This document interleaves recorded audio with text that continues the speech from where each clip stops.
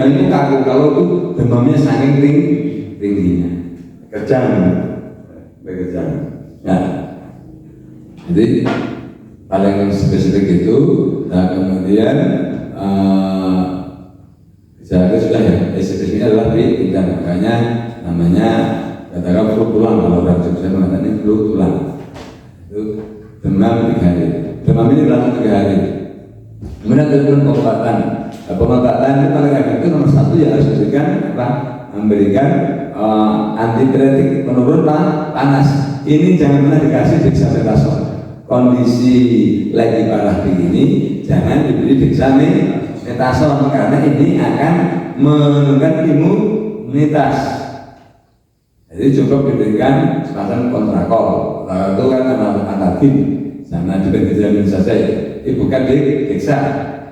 Jadi beda, kalau dexamethasone memang anti radang. Tapi kalau analgin itu kan dia hanya analgesik, menghilangkan panas sama menghilangkan rasa nyeri. Nah, kalau diberikan hanya bukan anti radang, tapi dia antihistamin, pembuluh gade, mediator radang, berbeda. Makanya tapi kalau kontrakol aman, kayak segera. Dan ini tetap kalau prinsipnya pengobatan kontrakol ini usahakan tetap 3 kalau bisa per 8 jam. Karena apa?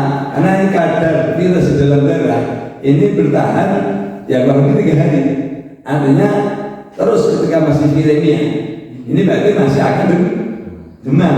Minimal makanya sehari 2 kali. Nah, minimal dikontrol. Kalau itu langsung suntik minimal. Ini bukan antibiotik jadi aman. Jadi sesuai kebutuhan. Tapi kalau sekali kurang efektif. Nah, kemudian jadi akhirnya obat paling penting. Tapi bukan obat kausatif ya. Ini adalah pemberian panas kontrakorinjek. Nah, kemudian pemberian multivitamin. Apa harapan multivitamin? Itu untuk meningkatkan imunitas dan nafsu makan. Jadi nanti kenapa tidak mau makan? Karena demam tinggi pasti mau makan. Dan nanti dengan katakanlah demamnya diturunkan, kemudian dikasih vitamin, nafsu otomatis kan dengan demamnya turun sudah mau makan. Nah, dengan pemberian vitamin meningkatkan metabolisme sehingga meningkatkan nafsu makan. Akhirnya saat itu, nah itulah akal percepat. Jadi akhirnya ketika pengobatannya komplit, ini bisa dengan segera, mungkin hanya sehari bisa sembuh. Nah, sebenarnya kan pada kasus ini tidak dibutuhkan antibiotik, cuman setiap infeksi virus ini hampir semua penyakit virus itu baik langsung maupun tidak langsung itu tetap sifatnya imunosupresif, akan menurunkan sistem kekebalan tubuh. Nah, sementara lingkungan ini kan selalu tidak pernah steril. Nah, ketika anak sapi ini terinfeksi virus, kan sistem kekebalan tubuhnya akan turun. Nah, ketika ada agen bakteri lingkungan masuk, dia mudah terinfeksi. Makanya kadang-kadang penyakit BF ini istilahnya penyakit ikutannya bisa diare. Memang nggak ada kaitannya, tapi kenapa diare? Karena saat itu kan tidak mau makan, kondisinya tidak normal. Akhirnya kadang-kadang infeksi masuk. Nah itu bisa, kemudian bisa kembung, bisa terjadi kembung. Kalau kembungnya itu awalnya dari apa? Bukan dari kejang. Dari kejang itu terjadi namanya atoni rumen. Nah, itu sama peristaltik khusus terganggu sehingga otomatis terganggu akhirnya kembung. Ini penyakit ikutannya ya, jika tidak diobati. Nah makanya pengobatannya komplit, bagian analgesik antipiretik tadi, total contohnya kemudian vitamin C itu diberikan antibiotik. Antibiotiknya kita ambil spektrum luas, bisa peptide, bisa oksitetrasiklik, bisa oksitetrasiklik. Ya kalau tidak ada bisa sulfatrin. Tapi yang penting diberikan antibiotik yang memungkinkan nanti katakanlah mencegah infeksi sekunder oleh bakteri. Jadi, tapi tetap dalam 3 hari ini prinsipnya adalah harus ada monitoring. Karena nanti contohnya kalau dimonitoring sekarang langsung tidak demam mau makan, senang. Padahal kondisi di dalam tubuh masih viremia, masih virus dalam darah. Dan nanti akhirnya kita lewat udah sembuh akhirnya bisa komplain minimal dimonitoring gitu. Kalau pasiennya tidak ada antibiotik tidak apa-apa, yang paling penting ini adalah vitamin dan analgesik. Nah, antibiotik apa yang diberikan? Minimal setelah selesai 3 hari. Nah itu kalau itu pasti ada peradangan kaki kan nggak akan sembuh, kaki itu nggak akan sembuh saat itu ya. Ya itu ada peradangan kaki. Nah setelah itu istilahnya sudah turun. Kalau itu tidak ada beresnya, itulah baru kita berikan pengobatan dexamethasone untuk mengobati pincangnya. Makanya pengobatan jadi sembuhnya kalau secara optimal ya, itu sembuhnya BF ini paling seminggu, tidak mungkin 3 hari sembuh. 3 hari baru katakanlah sembuh, recovery secara baru awal. Tapi kalau katakanlah sembuh benar itu 7 hari. Tapi kalau sempurna sekali 2 minggu, sempurna sekali sampai tidak pincang normal kembali, nah itu baru 2 minggu. Nah kemudian yang hati-hati pada kasus sapi perah. Kalau sapi perah ini langsung ngedrop produksinya. Nah kalau sudah ada produksi, saya bantukan kasihan. Kalau sudah turun ke sana, naik. Kalau belum bisa hilang, ya kenapa? Dari akibat dari demam tinggi. Repotnya itu. Nah kemudian pada hati-hati lagi pada kasus sapi bunting ini bisa abortus. Kenapa? Karena kejangnya tadi masuk akal semuanya. Jadi karena tegangan tadi bisa abortus jadi kontraksi ini kan sistemik namanya. Jadi bukan karena terinfeksi, bukan, tapi karena kejangnya daripada semua otot itu karena panas itu mengakibatkan abortus. Bisa tetapi kalau cepat ditangani pemberian analgesik antibiotik ini abortus itu bisa dihindari. Ini pengobatan penting pengobatan. Kemudian pencegahan. Kalau pencegahan itu pokoknya kalau bisa menjelang musim hujan ya, November, Desember gitu ya. Itu istilahnya kita memberikan fogging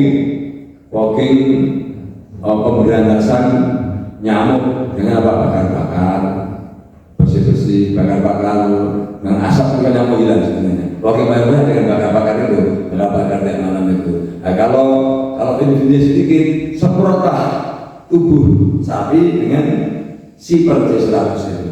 Jadi orang nyamuk yang mau nempel di situ, mau gigit, kemudian meninggal dunia. Mereka masyarakat. Nah, jadi semprot tubuhnya. Tapi kalau sapinya kayak plus ribu ya itu repotnya, itu harus fogging. Tapi kalau sapinya cuma 20, mendingan seluruh tubuhnya disemprot dengan siper dengan dosis 10 mili 1 liter atau 10 mili 500 mili masih aman. Untuk paling aman ya, kalau untuk tubuh paling kuat ya 10 mili 500 mili setengah liter. Semprotkan ke tubuhnya aman bisa juga aman. Nah, itu nyamuk nanti. Jadi nyamuk menempel nanti itu bertahan berapa minggu. Ini kuat 2 minggu obat ini di dalam. Tapi kalau jangan dicuci ya, tapi jangan dimandikan. Itu dia kuat 2 minggu obat ini nempel di tubuh itu dia kuat selama 2 minggu. Pakai siper C100 itu. Nah kemudian penularannya, kalau vektor pembawa tadi kan ada nyamuk. Kalau penularan itu ketika sudah terjadi itu tidak harus nyamuk, bisa begitu ya. Tidak nyamuk. Jadi ketika karena ini ada individu satu kambing ada 10 ekor, ada satu digigit nyamuk yang mengandung virus BF14 tadi. Kemudian gejala klinis ngeler, ingusnya, kencingnya ini sudah mengandung virus semua. Ketika terjilat atau teman-teman makanan ini pasti tertular. Tidak usah menunggu digigitnya nyamuk. Kalau itu penyebaran. Kalau nyamuk tadi hanya vektor pertama kali karena dia membawa. Nah, kemudian seperti sama katakanlah membawa telur cacing adalah fasiola adalah siput. Tapi kalau sudah ada yang cacingan ya bukan kencingnya, eksesnya daripada itu sudah mengandung telur cacing, tidak menunggu siput dan datang ya. Nah maka nanti kalau sudah jelas kalau begitu usahakan didesinfeksi tempat makan, tempat minum, didesinfeksi. Ini nggak usah khawatir karena ini sangat mudah mati, virus itu mudah mati. Jadi dia di suhu katakanlah ya dengan suhu aja lah, suhu 40 derajat manusia dia juga meninggal dunia memang domain. Nah kalau dengan disinfektan ini dengan disinfektan, tapi paling bagus memang volumenya glutarate dari kalau aset itu kurang kuat. Dari contoh kalau dari ini virusid, ini kuat, ini untuk membunuh virus ini pasti kalau sudah ada satu ini harus bersihkan bersihkan semuanya. Jadi ini mudah mati. Lebih susah bakteri, mudah mati virus karena virus itu bukan sel, artinya lebih mudah rusak. Itu dengan pemberian virusid ini virus akan mati. Kemudian yang penting cahaya matahari ini harus cukup karena dengan matahari agak terik ini membunuh virus. Kemudian dengan pemberian sepelanya kalau seandainya tidak punya disinfektan tapi repot cuci pakai sabun semuanya, tapi repot ya. Tapi kalau disinfektan cukup semprot nanti. Tapi kalau tahannya nggak beres ya suruh menyuci pakai sabun semua peralatan tanda. Untuk sapi yang katakanlah seandainya lah terjadi terdedah satu terduga satu langsung di karantina. Jangan sampai dia mengontaminasi.